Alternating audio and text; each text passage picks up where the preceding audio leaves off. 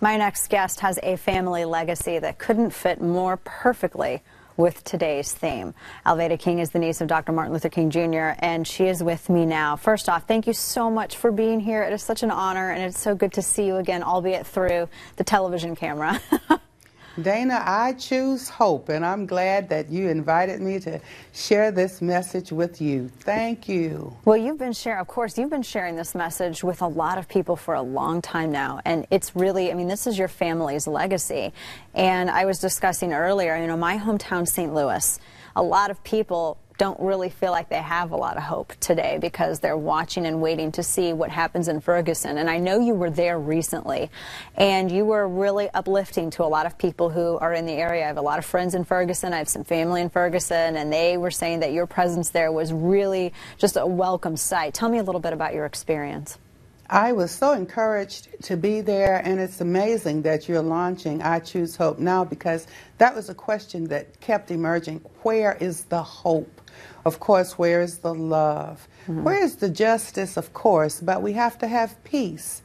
And so we can experience God's justice. I was invited to a tent meeting. I was there with RestoreTheDream2014.com.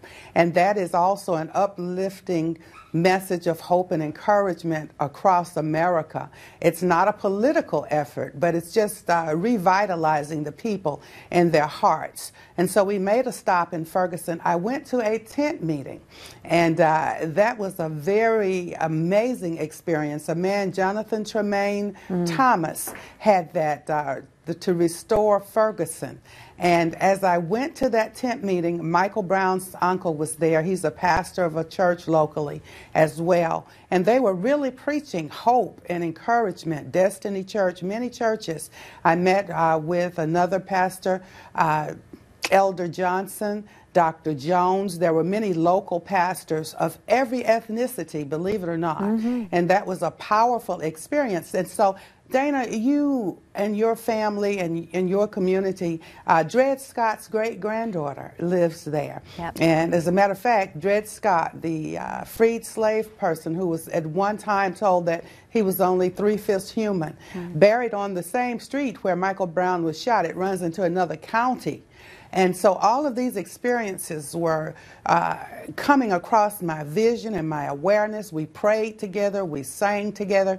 It is not the citizens of Ferguson who are rioting and disturbing that community. Those are people who are coming in from outside.